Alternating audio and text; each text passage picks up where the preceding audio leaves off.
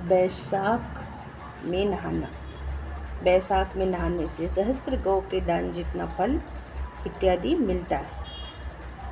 एक राजा था, वह बहुत सुबह जल्दी उठकर बैसाख के महीने में गंगा जी में नहाता था और कहता कि मेरे से पहले कोई भी गंगा जी में नहीं नहाए। एक बंदरिया थी जो रोज राजा से पहले नहा लेती और पीछे राजा नहाने जाता। जब राजा ने पानी हिलते हुए और बिखरा हुआ देखा तो उसने पहरा बैठा दिया, सिपाहियों से कह दिया कि मेरे से पहले कोई भी नहीं नहाने पाए। गंगा जी के किनारे एक पेड़ था, उसके ऊपर बंदरिया बैठी रहती थी। डाली के सहारे उतरकर गंगा जी में नहा लेती थी और पेड़ पर जाकर बैठ जाती थी। बैसाख पूरा हो गया। उसे एक दिन सिपाही ने देखा कि बंदरिया ने उसने स्नान कर लिया। उसने देखा कि जब अंधेरे में उन्हें कुछ भी नहीं दिखता और उन्हें नींद आ जाती है तो यह बंदरिया उस समय गंगा जी में नहाती है। सिपाही उसको पकड़कर राजा के पास ले गया और कहा कि यह बंदरिया आपसे पहले नहाती है। राजा ने प्रण किया हुआ था कि यदि कोई औरत मेरे से पहले नहाती होगी तो मैं उसके साथ विवाह कर लूँगा। राजा ने बंदरिया से विवाह कर लिया। धर्म मानने में लग गया। बैसाख में नहाने से बंदरिया के बच्चे होने की आशा हो गई। पूरे महीने हो गए। जब बंदरिया ने पूछा कि मेरे बच्चा हो गया तो मैं किससे जगाऊंगी, तब राजा ने महल में एक घंटी बंधवा दिया और कहा जब तेरे दर्द हो तो तू घंटी हिला देना, फिर आकर सारा इंतजाम कर दूंगा। राजा के कई रानियां थीं। उन्होंने बंदरिया से पूछा ये घंटी किसने बांधी है। जब वह बोली राजा जी ने बांधी है, मेरे बच्चा होगा तब मैं बुलाऊंगी। रानी ने कहा राजा जरा बजा कर दिखा तो। राजा की घंटी बज गई और राजा आएगा कि नहीं यह रानियों ने कहा। बंदरिया ने घंटी बजा दी। राजा आया। जब पूछा घंटी क्यों बजाई तो बंदरिया बोली कि रानी ने कहा था बंदरिया के बच्चा होने लगा तो उसने घंटी बजाई, पर राजा नहीं आया। फिर रानियों से पूछा मैं बच्चा कैसे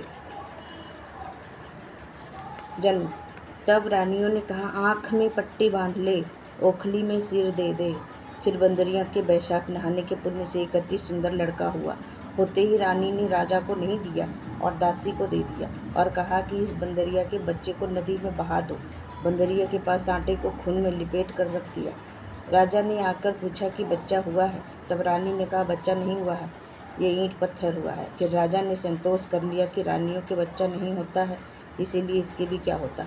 उधर दासी बच्चे को फेंकने लगी तो नदी में फेंका नहीं गया। कुम्हार मिट्टी का बर्तन बना रहा था, उसके अंदर रख दिया और आ गई।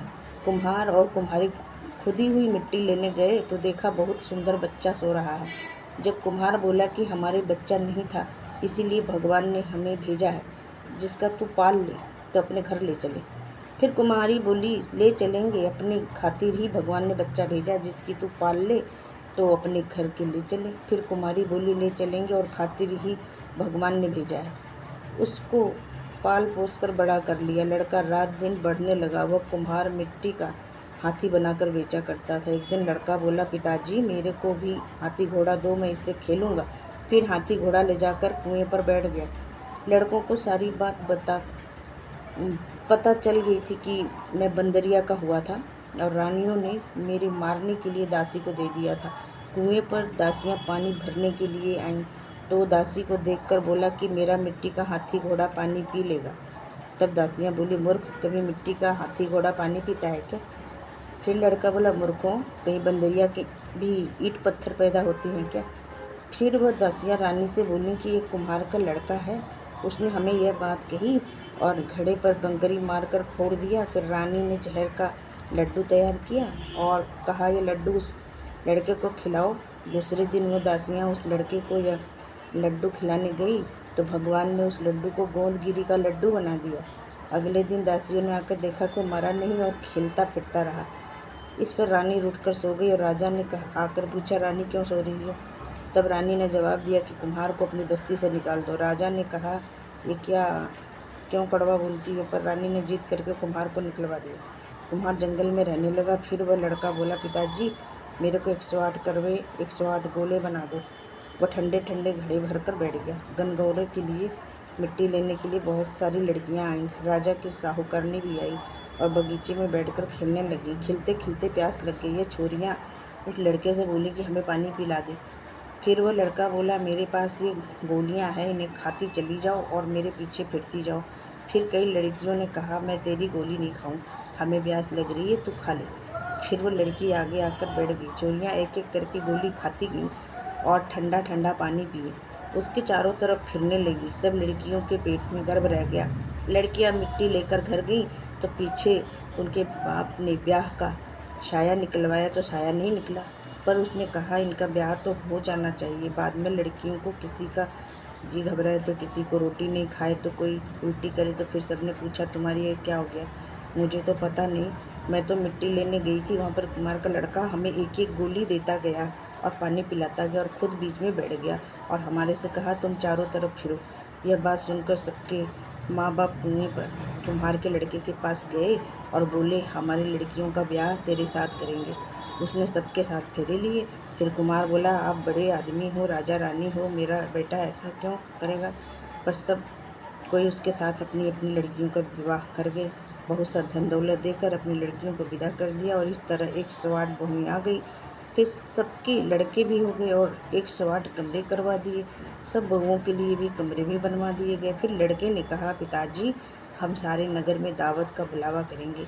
आपकी इतनी बहुएं आई हैं और इतने पोते हो गए हैं। तब कुम्हार ने कहा, जिमा दो। तब सारी नगरी और राजा रानी को बुलावा दिया। सब कोई जीमने आए और राजा का परिवार सेना सहित खुद आया। लड़के ने कहा, बंदरिया को क्यों नहीं लाए? राजा ने कहा, बंदरिया को भी बुला लेते हैं। राजा ने बंदरिया को बुलाने के लिए रथ पालकी सजाकर भिजवा दी। वहाँ पर सारी सभा में सोने की चौकी पर सुंदर गद्दी बिछा दी। फिर बंदरिया आई तो गद्दी के ऊपर बैठा दिया और 108 बहुओं से कह दिया कि ये बंदरिया मेरी जन्म की माँ है और सब कोई सोने की मोहरें देकर गोद में पोते देती जाओ। फिर सब बहुएं आईं और सोने की मोहरें देकर पैर छूकर गोद में पोते देती गई। बंदरिया सबको आशीर्वाद देती गई। फिर राजा की रानियां समझ गईं और राजा से कहा, ये हमें बुलाकर हमारा अपमान कर रहे हैं, इसलिए हम भी जा रहे हैं। फिर राजा लड़के से बोला, हे भाई, तू बंदरिया का स्वागत इतना क्यों कर रहा है? जब वो बोला, यह बंदरिया मेरी जन्म की माँ है। तब राजा ने पूछा, कैसे? मैं बंदरिया से पैदा हुआ था और तुम्हारी रानियों ने मुझे दासियों को दे दिया और कहा कि इसे नदी में बहा दो।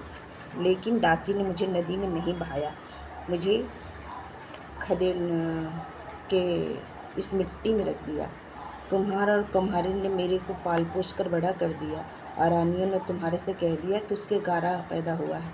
जो दासी मेरे को लेके गई थी वो यहीं पर खड़ी है। तब दासी ने सब कुछ सच सच कह दिया।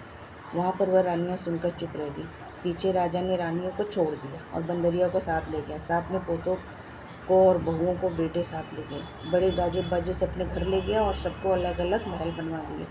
सच वहाँ पर जाकर राज्य करने लगी सब और सारी दुनिया कहने लगी कि बैसाख नहाने का इतना फल है तो सबका बैसाख नहाना चाहिए, दान पुण्य करना चाहिए। बाद में कुम्हार का कहा, तेरे जितना धन चाहिए ले ले, तेरा मन चाहे तो मेरे घर पर रह जा, तेरा मन हो तो तू अपने घर पर रह, क्योंकि तूने बहुत बड़ा उपकार किया है।